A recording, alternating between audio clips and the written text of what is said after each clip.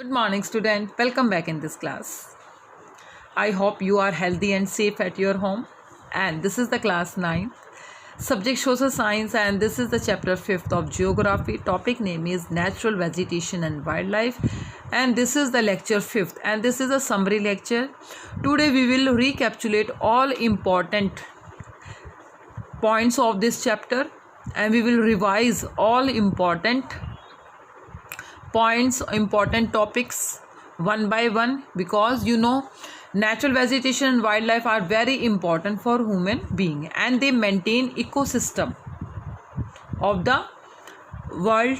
Okay, so now let's start, and firstly we will cover topic. Firstly we will discuss introduction of this chapter. Second, we will discuss about natural vegetation, meaning of natural vegetation. Then we will discuss about importance of forest, and then we will discuss about types of forest and wildlife. Next, government steps to protect flora and fauna, and last we will solve some question. That question I have assigned in previous lecture. So student, today we will start our first topic, introduction. And student, India is a biodiverse country, and India is one of the 12th mega biodiversity country of the world, because in India 47,000 plant species, means variety of plants, are found in India, and India get position 10th place in the world in the variety of plant, and fourth position in the Asia continent in plant diversity. And in India there are 15,000 flowering plant in India, and it covers 6% of the world total number of flowering plant. And in India there are different types of animal. Lump sum 90,000 different varieties of animal are found in India, and non-flowering plants such as fungi, ferns and algae also found in our India country. So student, on the basis of different variety of plants and animals, so we can say that India is a biodiversity country. Student, आप सबको पता है कि India biodiverse country है, क्योंकि यहाँ पे काफ़ी अलग अलग कैटेगरी के प्लांट्स और एनिमल पाए जाते हैं. 47,000 प्लांट्स की वैरायटीज़ हैं, 90,000 एनिमल्स की वैरायटीज़ हैं, और 15,000 से भी ज़्यादा क्या है, फ्लावर की वैरायटी पाई जाती है. इसीलिए इसी बेस पे इंडिया को बायोडाइवर्स कंट्री कहा जाता है. सेकेंड आता बेटा natural vegetation. Student, natural means those plants, vegetation means plant community. It refers to a plant community which has grown naturally without human hand, means without human interfere, and has been left undisturbed by humans for a long time, and it is also called virgin vegetation. Natural vegetation are grow without the interfere of human being, and natural vegetation, it is also called virgin vegetation. And virgin vegetation and natural vegetation have two types: endemic or indigenous species, means these plant species are originate in India, and exotic means these plant species are originate outside India. Student, natural vegetations वो होती हैं जो without interfere के अपने आप naturally grow करती हैं, उसमें कोई भी इंटरफेयर नहीं किया जाता है. नेचुरल वेजिटेशन टू टाइप्स की होती है, exotic, endemic and exotic. Endemic vegetation जो इंडिया में ग्रो करती है, इंडिया में ओरिजिनेट होती है, and exotic, these plants are originate in outside India, यानी इंडिया के बाहर जो भी वेजिटेशन ग्रो करती है उसको बोलते हैं exotic vegetation. So this is the meaning and definition of natural vegetation. And student, natural vegetation depends on different factor, and some factor affect vegetation, the growth of vegetation. First is relief, and student, the upper part of the crust, it is relief feature of the earth, and it includes soil and land. Some soil are very alluvial soil, some soil are black, and some soil are alluvial soil, and some soil are very fertile, and some soil are sandy soil and not fertile for agriculture, and some land. Some area are flat land, some area are undulating and rough terrain. So different vegetation grow in different types of soils and land. And climate, student, climate means long variation in atmosphere, long term variation in atmosphere, it is called climate. And it include temperature. It include temperature, photoperiod means sunlight, precipitation means rainfall. कि आपको पता है कि climate और temperature है, जैसे जैसे हम इक्वेटर से काफ़ी दूर जाते हैं, यानी कि हाई एल्टीट्यूड पे जाते हैं या हाई लैटीट्यूड पे जाते हैं, वैसे वैसे टेम्परेचर डिक्रीज़ हो जाता है। और उसी वजह से वेजिटेशन की जो ग्रोथ रेट है वो भी हर एरिया में अलग अलग होती है। Photo period, the duration of sunlight, कि किस स्टेट में सबसे ज़्यादा सनलाइट होती है, तो जहाँ सनलाइट सबसे ज़्यादा होती है वहीं पे प्लांट्स ग्रो करते हैं। इसी वजह से गर्मियों में यानी समर सीजन है, plants grow more than winter. गर्मियों में प्लांट्स की जो ग्रोथ रेट होती है वो काफ़ी ज़्यादा होती है। And precipitation means rainfall, some area get more rainfall and some area get less rainfall, depend on the rainfall.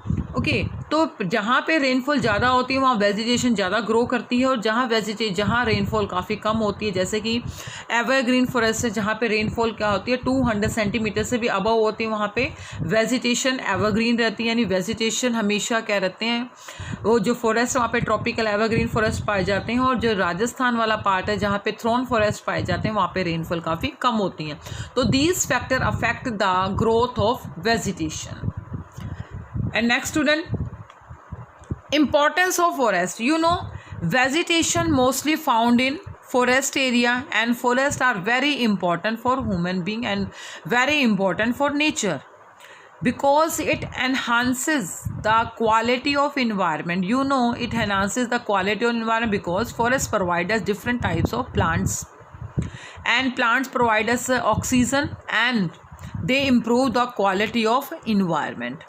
And forest modify local climate and reduce soil erosion. Forest help in local climate, they modify the temperature, they modify local climate and reduce soil erosion because in forest में क्या होती है, जो trees होती हैं उनकी roots काफ़ी deep होती हैं जो मिट्टी को अपने अंदर कंट्रोल करके रखती हैं, जिसकी वजह से वहाँ क्या करते हैं, it reduce soil halogen and it regulate stream flow because in forest काफ़ी सारी क्या होती हैं, रेनफॉल होती हैं, हैवी रेनफॉल होती है, जिसकी वजह से वहाँ जो रिवर्स हैं, जो स्ट्रीम है, उनमें रेगुलर क्या रहता है, पानी रहता है। इसी वजह से कहा जाता है it regular stream flow.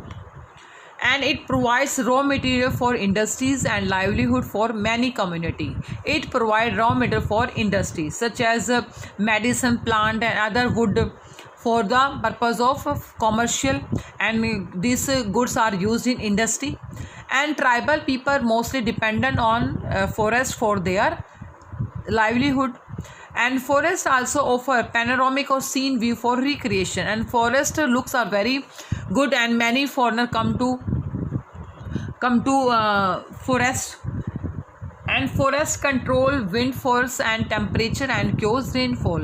Forests also control wind force. They check wind force and control wind force, wind direction. They control temperature and cause rainfall. जहाँ फॉरेस्ट होते हैं वहाँ पे ज़्यादा प्लांट्स वगैरह होने की वजह से, इकोसिस्टम मेंटेन होने की वजह से टेम्परेचर मॉडरेट रहता है, बारिश भी होती रहती है, जिसकी वजह से वहाँ पे क्या है, फॉरेस्ट का जो इकोसिस्टम वो मेंटेन रहता है।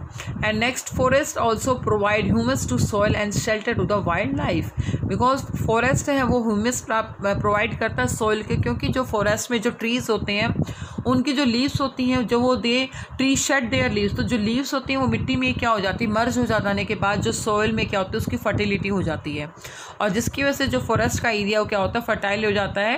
And shelter to the wild life, and the forest also provide shelter to different types of wild life such as lion, tiger, elephant, monkey also. So these are very important for human being because the forest provide us different types of medicine, different product and different types of medicine plants, and forest also maintain ecosystem. And next है बेटा ecosystem क्या होता है। Ecosystem अब पता है कि all the plants and animals in an area are interdependent and inter related to each other in their physical environment, it is called ecosystem. You know For a human being, plants and animal are very necessary and all the plants and animals are interdependent और interrelated, सभी आपस में एक दूसरे से related होते हैं और प्लांट्स और एनिमल्स का आपस में बहुत क्या होता है, इंटरडिपेंडेंट होते हैं और इंटररिलेटेड होते हैं ऑन देयर फिजिकल इन्वायरमेंट पे। तो उस सिस्टम के द्वारा जो इन्वायरमेंट क्रिएट किया जाता है उसको कहा जाता है ecosystem. Biome a very large ecosystem, जो बहुत बड़े लेवल पे काफ़ी डिफरेंट टाइप्स की वैरायटी, डिफरेंट टाइप्स की वेजिटेशन और एनिमल्स जहाँ पाई जाती हैं उसको बोलते हैं biome. A very large ecosystem यानी जिस एरिया में काफ़ी बड़े लेवल पे डिस्टिंक्ट टाइप यानी डिफरेंट टाइप की वेजिटेशन और वाइल्ड एंड एनिमल लाइफ पाई जाती है उसको बोलते हैं biome. And ecosystem and biome are very important for the country, for the world, because they maintain ecosystem, they provide oxygen. Okay, so we maintain ecosystem.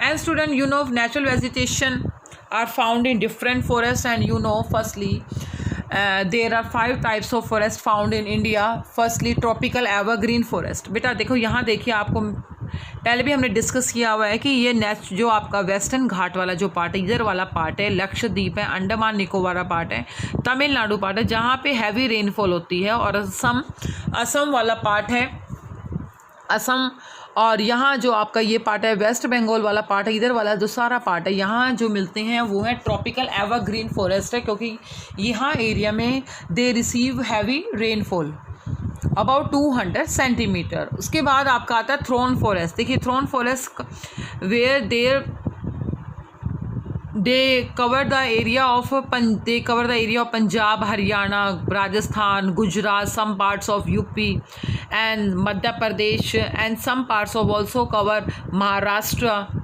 Telangana and the Andhra Pradesh cover by thorn forest. Thorn forest वहीं पाए जाते हैं जहाँ 70 centimetre से भी कम rainfall होती है, और यहाँ जो ट्रीज़ होते हैं वो क्या होते हैं, शॉर्ट्स होते हैं, और यहाँ पे थ्रोन फॉरेस्ट पाए जाते हैं और शब्स पाए जाते हैं, यानी कि कांटेदार पेड़ पौधे यहाँ पे ग्रो करते हैं।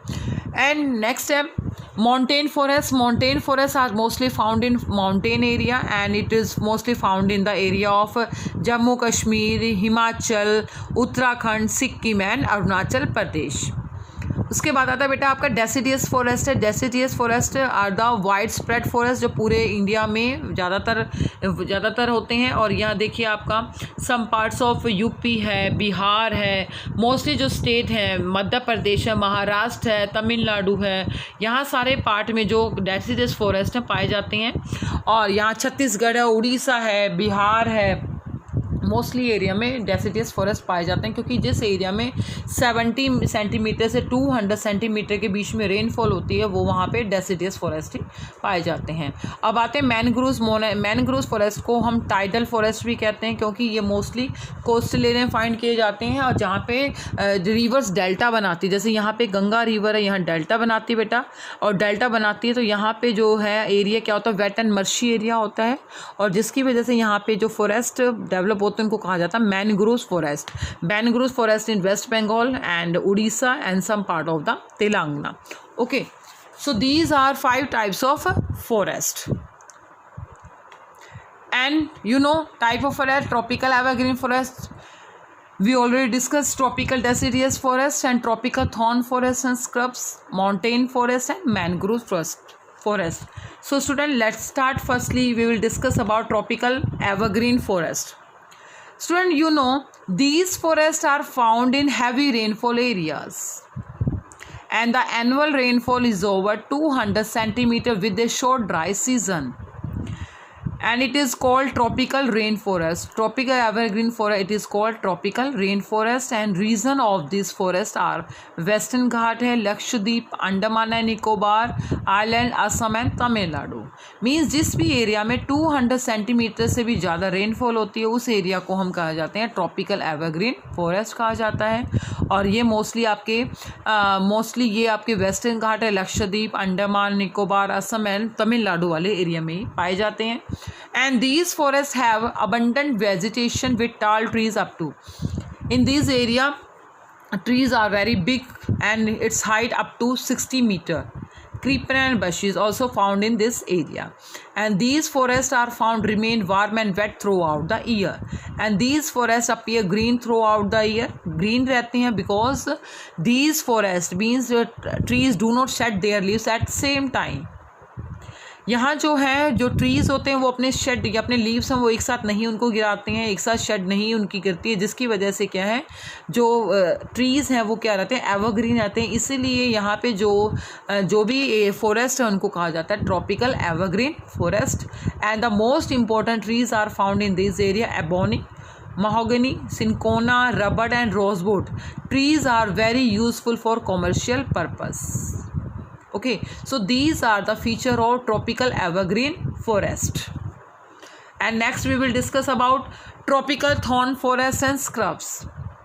You know students, thorn forests are found most in less rainfall area, less than 70 centimeter, means these forests are found in area where the annual rainfall is less than 70 centimeter.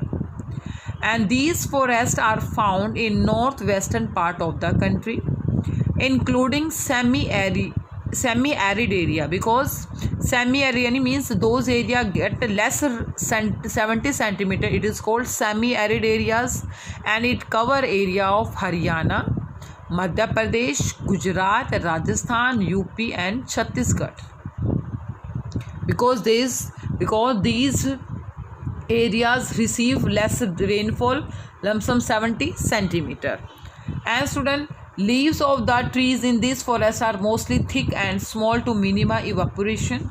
यहाँ पे जो leaves होती हैं वो क्या होती हैं, trees की जो लीव्स होती हैं वो काफ़ी छोटी होती हैं, बिकॉज थिक एंड स्मॉल होती हैं टू मिनिमाइज इवेपोरेशन, ताकि इवेपोरेशन को क्या कर सके, मिनिमाइज कर सके और वाटर को कंजर्व करके रखा सके. And these forest have scrub and thrown forest in arid area. इस वाले फॉरेस्ट में क्या है, कांटेदार पेड़ पौधे होते हैं जो और छोटी मोटी क्या होती हैं, झाड़ियाँ होती हैं जो अपने आप ही ग्रो करती हैं, जिनको ग्रो करने के लिए ज़्यादा वाटर की रिक्वायरमेंट नहीं होती हैं और ज़्यादा यूज़फुल भी नहीं होती हैं. So these are the features of tropical thorn forest and scrubs. अब हम डिस्कस करते हैं tropical deciduous forest. Student, tropical deciduous forest are wide spread forest. ये क्या है, पूरे जो इंडिया में मोस्टली जहाँ पाए जाते हैं उसको वो हैं ट्रॉपिकल डेसिडियस फॉरेस्ट है. And these forest are found where the annual rainfall is between 200 centimetre to 70 centimetre. जहाँ पे बहुत कम क्या होती है, बारिश होती है, वहीं पे जहाँ मतलब 70 सेंटीमीटर से लेके 200 सेंटीमीटर के बीच में रेनफॉल होती है, वहाँ पे ट्रॉपिकल डेसिडियस फॉरेस्ट पाए जाते हैं. And it is also called monsoon forest. Deciduous forest means monsoon forest, and trees of this forest shed their leaves for about 6 to 8 weeks in dry summer. जो trees हैं वो अपने leaves को shed करते हैं for 6 to 8 weeks के लिए. And most important animals are found such as lion, tiger, elephant, pigs, deers, bird, lizard are found in tropical deciduous forest. And student, on the basis of availability of water, it divide into two parts, most deciduous and dry deciduous. Most यानी कि जहाँ पे ज़्यादा rainfall होती है, rainfall यानी कि 100 centimetre से 200 सेंटीमीटर, वहाँ पे होती है मोस्ट डेसिडियस. एंड जहाँ पे रेनफॉल 70 सेंटीमीटर से भी काफ़ी कम होती है, उस वाले एरिया को कहा जाता है dry deciduous forest. Firstly, most deciduous forest means forest growing in annual rainfall areas between 100 centimetre to 200 centimetre. जिस भी एरिया में रेनफॉल क्या होती है 100 सेंटीमीटर टू 200 सेंटीमीटर के बीच में होती है, उसको कहा जाता है most deciduous forest. And these forest are found mostly in the eastern part of the country such as north eastern state. North eastern state, mostly north eastern state is west Orissa, Jharkhand, Chhattisgarh along the foothills of the Himalaya, means the Shivalik range of the Himalaya and the eastern slope of the Western Ghat. There are most deciduous forests are found. जहाँ पे 100 centimetre से 200 centimetre के बीच में rainfall होती है वहीं पे पाए जाते हैं, क्योंकि वहाँ पे क्या होता है, मौसम में ह्यूमिडिटी होती है, नमी होती है, उसी वजह से वहाँ पे ग्रो करते हैं. और मोस्टली जो एरिया है ये नॉर्थ ईस्ट में है, और यहाँ पे जो स्टेट कवर की जाती हैं वो उड़ीसा, झारखंड है, छत्तीसगढ़ है और शिवालिक रेंज में भी ये क्या है डेसिडियस फॉरेस्ट पाए जाते हैं। इसके अलावा ये बेटा देखना ड्राई डेसिडियस फॉरेस्ट, ड्राई यानी कि जिस एरिया में 70 सेंटीमीटर और 100 सेंटीमीटर के बीच में अगर रेनफॉल होती है तो वहाँ जो फॉरेस्ट पाए जाते हैं उनको कहा जाता है dry deciduous forest. And these forests are found in the rainier part of the Peninsula Plateau and the plains of Bihar and Uttar Pradesh. Bihar और उत्तर प्रदेश में पाए जाते हैं और पेनिनसुला प्लेन यानी सेंट्रल इंडिया वाला जो पार्ट है उसमें जो रेनियर पार्ट है जहाँ पे ज़्यादा क्या होती है बारिश होती है तो उस एरिया में ड्राई डेसिडियस फॉरेस्ट पाए जाते हैं। And most important trees are found teak, sal, peepal, neem trees grow and these forests have been cleared for agricultural activity and for grazing, but due to huge population, due to industrialization, many forests have been cleared by government for agriculture activity and for grazing. So these are the features of tropical deciduous forest, and tropical deciduous forest divided into two parts, moist and dry deciduous forest. And now we will discuss about montane forest. Montane forest means mountain forest and it is located in the north part of the country. In mountainous area, the decrease in temperature with increasing altitude leads to the corresponding change in natural vegetation. बेटा इसमें हमें पता है कि जैसे जैसे हम height पे जाते हैं, हाई एल्टीट्यूड पे जाते हैं, यानी कि सी लेवल से जितना हम हाइट पे जाते हैं हमारा जो टेम्परेचर क्या हो जाता है वो डिक्रीज़ हो जाता है, क्योंकि एल्टीट्यूड हाई होने की वजह से वेजिटेशन की जो ग्रोथ रेट है वो भी क्या होती है अलग अलग हो जाती हैं। And these areas are found in Jammu Kashmir, mostly mountain area found in Jammu Kashmir, Uttarakhand, Himachal Pradesh, Sikkim and some part of the Arunachal Pradesh. And most important animal are found in these area are Kashmir stag, spotted deer, wild sheep, yak, red panda, sheep and goats with thick hair. And mountain forests are mostly found in northern part of the country. And student altitudinal distribution of mountain forest, आपको पता है कि जैसे जैसे हम high altitude पे जाते हैं, एल्टीट्यूड यानी कि जैसे जैसे हम ट्रॉपिकल से टुंड्रा एरिया तक जाते हैं यानी कि अल्पाइन एरिया तक जाते हैं, टेम्परेट रीजन से भी हाइट पे जाते हैं तो वहाँ वेजिटेशन की जो ग्रोथ है वो क्या होती है उनमें काफ़ी वेरिएशन पाया जाता है। तो जब हम सी लेवल से these forest are found at lower altitude यानी कि सी लेवल से जब हमारी जो हाइट है वो 1000 मीटर से लेकर 2000 मीटर के बीच में होती है तो वहाँ जो ग्रासलैंड वहाँ जो फॉरेस्ट पाए जाते हैं उनको कहा जाता है wet temperate forest.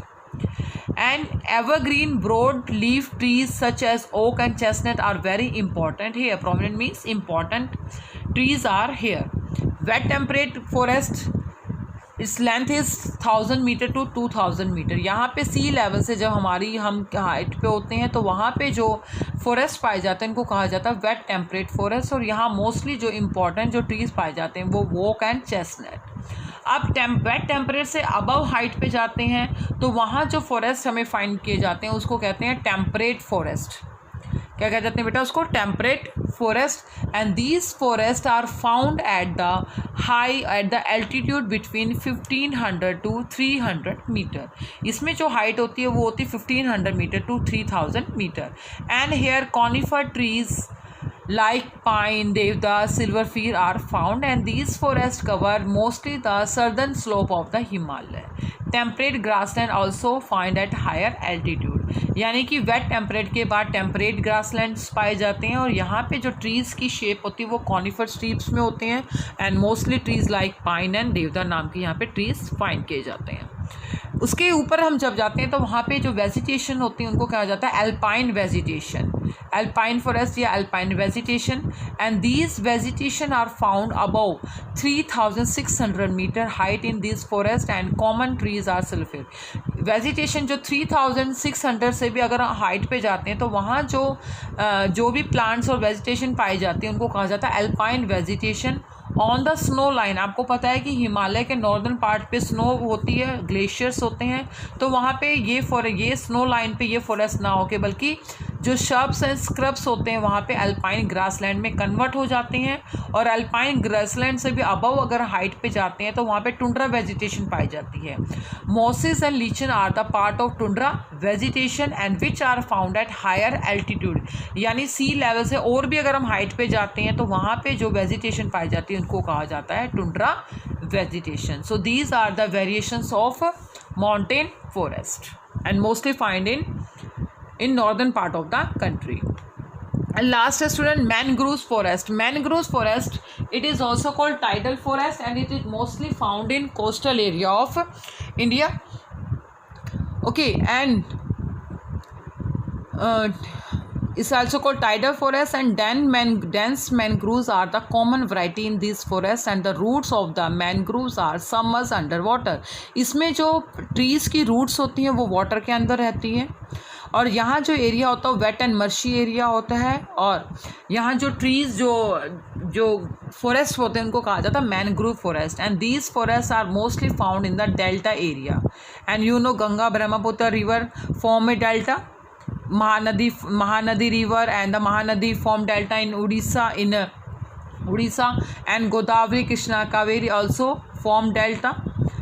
And Sundari trees are found in Ganga Brahmaputra delta, and these trees provide hard timber, and Sundari trees are very important in Ganga Brahmaputra delta. And here most important animal is found, it is Royal Bengal tiger is the famous animal found in this forest. So student, these are the feature of mangroves forest. So we have already discussed about 5 types of forests, and forests are very important for ecosystem. And next we so discuss about natural vegetation. Now we will discuss wildlife. And you know India is a biodiverse country, and India has 90,000 animal species are found. India में भी क्या है, अलग अलग category के जो अलग animals पाए जाते हैं, जिसमें क्या है अबाउट 2000 स्पीसीज ऑफ बर्ड्स हैं, और जो पूरे वर्ल्ड के बर्ड्स का 13% जो बर्ड्स हैं वो हमारे इंडिया में ही क्या होते हैं पाए जाते हैं. एंड देयर, और हमारे यहाँ इंडिया में फ़िश की भी बहुत सारी वैरायटी हैं. 2546 टाइप्स की क्या फ़िश पाई जाती हैं, जो पूरे वर्ल्ड का 12% स्टॉक को क्या करती है, कवर करती है. तो हमारे इंडिया में डिफरेंट टाइप की वेजिटेशन के साथ साथ भी क्या है डिफरेंट टाइप की एनिमल्स भी पाए जाते हैं, और उनके डिफरेंट फॉरेस्ट में पाए जाते हैं, और उनकी वहाँ हैबिटेट के अकॉर्डिंग वो अपनी क्या करते हैं लाइफ को सर्वाइव करते हैं. तो देखिए कैसे distribution of wild life in India. First elephant है. Elephant mostly found in Assam, Karnataka and Kerala. And one horn rhinoceros mostly found in the jungle of Assam and West Bengal. जो वन हॉर्न राइनासोर्स है वो असम और वेस्ट बंगाल में पाए जाती हैं. Wild ass and camel. Wild ass and camel mostly found in Rann of Kutch situated in Gujarat and Thar desert situated in Rajasthan. So हमारे India में जो डिस्ट्रीब्यूशन है वाइल्ड लाइफ का वो भी क्या है अलग अलग, हर एरिया में अलग अलग टाइप्स के एनिमल्स पाए जाते हैं. And loss of ecosystem student, लेकिन क्या है due to huge population, industrialisation और पब्लिक डिमांड हो गई है, और क्या है ज़्यादा ओवर ग्रेजिंग की वजह से इकोसिस्टम बहुत ज़्यादा क्या हो गया हमारा काफ़ी कम हो गया है. फर्स्ट तो यही कि hunting and poaching by greedy hunter for commercial purpose for their profit. Hunting है, लोग क्या करते हैं ट्रीज़ को काटते हैं, एनिमल्स को मारते हैं, उनको शिकार करते हैं, इलीगल क्या करते हैं उनको मारते हैं, जिसकी वजह से हमारा इकोसिस्टम क्या हो गया है लॉस होता जा रहा है. Pollution due to chemical and industrial waste and acid deposit. आजकल क्या करते हैं कि एग्रीकल्चर के लिए भी इस केमिकल का यूज़ किया जाता है, और इंडस्ट्रियल का जो वेस्ट है वो क्या होता है उसको ऐसे ही बाहर खुला छोड़ दिया जाता है, जिसकी वजह से क्या होता है केमिकल होता है उसको पानी में फ्लो कर दिया जाता है, जिससे क्या है वाटर भी ख़राब हो जाता है और मिट्टी भी ख़राब हो जाती है, जिसकी वजह से आसपास का एरिया क्या होता है पॉल्यूटेड हो जाता है, और जिसकी वजह से बहुत सारे एनिमल्स की क्या हो जाती है वो एनिमल की डेथ हो जाती है. And introduction of the alien species, काफ़ी सारे नए नए बर्ड्स हैं, नए नए टाइप की वैरायटीज़ भी दूसरी कंट्रीज से आती हैं, और जिसकी वजह से हमारे इकोसिस्टम भी क्या हो रहा है लॉस होता जा रहा है. And reckless cutting of the forest to bring land under cultivation and habitation, they are responsible for for the imbalance. Reckless cutting, काफ़ी लंबे समय से क्या है ट्रीज़ को काटा जा रहा है, क्योंकि वहाँ पे फॉरेस्ट लैंड को क्लियर करके वहाँ पे एग्रीकल्चर लैंड बनाई जाती है, कल्टिवेटेड लैंड बनाई जाती है, इंडस्ट्री सेट की जा रही है, जिसकी वजह से काफ़ी सारा इकोसिस्टम में इम्बैलेंस हो गया है। तो these are the factor of loss of ecosystem. और हमें क्या है इकोसिस्टम को मेंटेन करने के लिए ज़्यादा वी शुड प्लांटेशन, हमें ज़्यादा से ज़्यादा पेड़ पौधे लगाने चाहिए। ओके, ज़्यादा एनिमल्स को हमें सेव करना चाहिए। तो इसीलिए गवर्नमेंट ने कुछ स्टेप लिए हैं कि हमें फ्लोरा या फौना को हमें क्या करना चाहिए, प्रोटेक्ट करने चाहिए, क्योंकि दे maintain ecosystem for the country. और इसीलिए गवर्नमेंट ने अलग अलग जगह पे काफ़ी सारे वाइल्ड लाइफ सेंचुरीज़ बनाए हैं, बर्ड सेंचुरी बनाए, नेशनल पार्क बनाए हैं, जिस एरिया में जहाँ पे क्या है बायो रिजर्व बनाए, जिसमें क्या है एनिमल्स को क्या है उनके नेचुरल एनवायरनमेंट में उनको क्या रखा जाता है, प्रोटेक्ट करके रखा जाता है। जैसे आप देखिए बेटा, सरिस्का है, सरिस्का मोस्टली फाउंड इन राजस्थान में है। सरिस्का क्या है आपकी वाइल्ड लाइफ सेंचुरी है। रणथंबोर है, नेशनल पार्क है, रणथंबोर नेशनल पार्क है। आपका संजय गांधी नेशनल पार्क है, सिचुएटेड इन महाराष्ट्र है। बांदीपुर है जो आपका केरला में सिचुएटेड है, बांदीपुर। ओके, और काजीरंगा नेशनल पार्क है, इधर देखिए काजीरंगा नेशनल पार्क है, असम में सिचुएटेड है। मानस ऑल्सो सिचुएटेड इन असम। तो यहाँ पे ये सारे जो नेशनल पार्क हैं ये बनाए गए हैं एनिमल्स को प्रोटेक्ट करने के लिए। और बर्ड सेंचुरीज़ बनाई गई हैं, बर्ड सेंचुरी जैसे वाइल्ड लाइफ सेंचुरीज़ हैं, सरिस्का है, ओके, सरिस्का है, मधुमलाई है जो आपकी यहाँ तमिलनाडु में है, इधर तमिलनाडु सिचुएटेड है। उसके अलावा आपका ये कवाल है, कवाल वाइल्ड लाइफ सेंचुरी है, कवाल जो महाराष्ट्र में सिचुएटेड है। कान्हा नेशनल पार्क है जो आपका एमपी में सिचुएटेड है। शिवपुरी नेशनल पार्क है जो आपका यूपी में सिचुएटेड है। कॉर्बेट है उत्तराखंड में सिचुएटेड, राजा जी है ये भी क्या उत्तराखंड में आता है।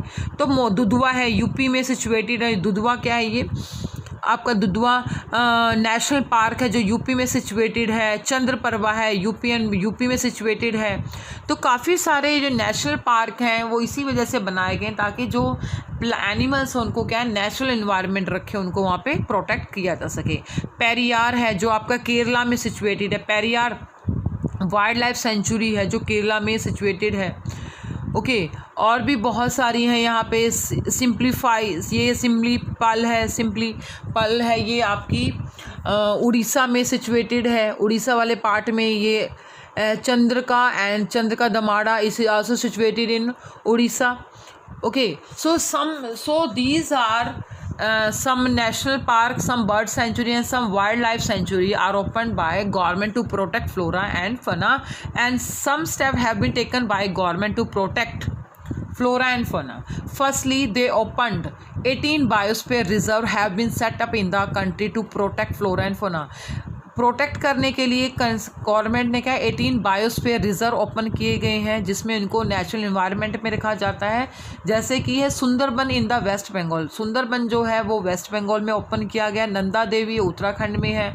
गुल्फ और मन्नार तमिलनाडु में है। और नीलगिरी जो केरला कर्नाटक तमिलनाडु में ओपन किए गए हैं जिनका मेन पर्पज़ है एनिमल को प्रोटेक्ट करना।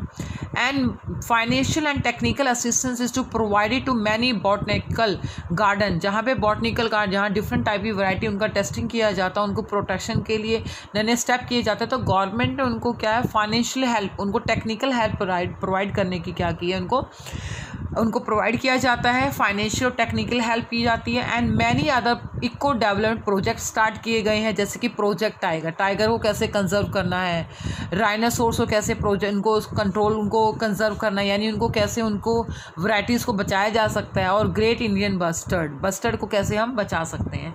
तो ये अलग बस्टर्ड यानी कि भैंसों को कैसे हम क्या अलग अलग वैराइटीज़ की जो है उनको कैसे हम कंजर्व कर सकते हैं, कैसे उनकी वैरायटी को बचाया जा सकता है, उनकी जो लाइफ को हम कैसे इम्प्रूव कर सकते हैं, कैसे क्वालिटी प्रोवाइड कर सकते हैं। तो इसके लिए गवर्नमेंट ने अलग अलग टाइप्स के बहुत सारे क्या हैं इनमें प्रोजेक्ट स्टार्ट किए हैं, और वाइल्ड लाइफ और इनकी वाइल्ड लाइफ की प्रोटेक्शन के लिए एक नया रूल बनाया गया है, एक एक्ट बनाया गया 1972 में, जिसमें क्या अगर कोई भी पर्सन क्या पॉचिंग करता है या हंटिंग करता है तो उसके अंदर 1972 के अकॉर्डिंग उसको क्या है पनिशमेंट भी दी जाती है। और उन्हीं की प्रोटेक्ट के लिए एनिमल्स के लिए 103 नेशनल पार्क ओपन किए गए and 535 wild life sanctuaries zoological garden are setup किए गए हैं for care of natural heritage, ताकि उनको क्या बचाया जा सके, फ्यूचर के लिए कंजर्व किया जा सके। इसलिए गवर्नमेंट ने बहुत सारे स्टेप लिए गए हैं ताकि आने वाली जनरेशन को क्या है अच्छा इकोसिस्टम प्रोवाइड किया जा सके और इकोसिस्टम को मेंटेन किया जा सके।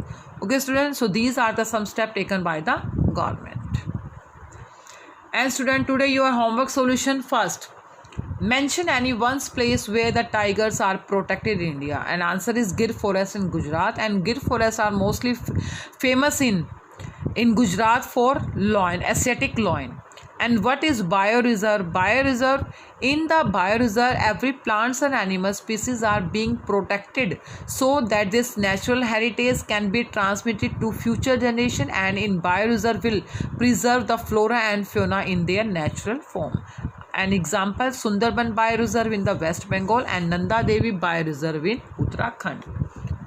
And question third, name and different types of vegetation found in India and then describe the vegetation of high altitude. You know different type of forest. Firstly, tropical evergreen forest, tropical deciduous forest, tropical thorn forest, scrubs and mountain forest, and mangrove forest. And vegetation of high altitude, you know alpine vegetation is found at a place over 3600 meter in height, and the trees common to these are silverfir, juniper, pine, birches, and there are shrubs and scrub that ultimately merge into alpine grassland, and tundra vegetation is limited to lichen and mosses. And quite a few species of plant and animal are endangered in India. Why? Because large-scale deforestation, urbanization and industrialization, pollution, hunting animals for commercial purpose, and increasing in population. So different types of animals and plants are endangered in India. And why has India as a rich heritage of flora and fauna? Answer is, you know, India is a diverse country with various relief features such as mountain, plain, plateau, etc. And there is a availability of different type of soil facility based on different types of vegetation. And third, there is a variation in the climatic condition of India and is different from north to south and east to west. And India has a monsoon type of climate where rainfall varies from 20 centimeter to 300 centimeter, and variation in the duration of sunlight at different place due to different in the latitude and altitude. And how many national park and wildlife sanctuaries are there in India? And you know there are 103 national park and 533 wildlife sanctuaries in India. What steps have been taken by the government to protect the flora and fauna of the country? Firstly, 18 biosphere reserves have been set up in the country to protect flora and fauna, such as Sundarban in West Bengal, Nanda Devi in Uttarakhand, and Gulf of Mannar in Tamil Nadu, and Nilgiris in Kerala, Karnataka, and Tamil Nadu. And financial and technical assistance is provided to many botanical gardens by the government. And third, many other eco-development projects have been introduced such as Project Tiger, Project Rhino, Project Great Indian Bustard. And wildlife protection was implemented in 1972 to protect fauna, and 103 national parks, 5 wildlife sanctuaries and geological garden are set up to care of natural heritage. So these are the solution of your homework. And student, today your homework, revise chapter 5th of geography, topic natural vegetation and wildlife, and solve assignment, and you will get assignment on EdQuire site, and all questions solved in your fair notebook. Okay, and learn this chapter, revise this chapter, and fill map also. Thank you.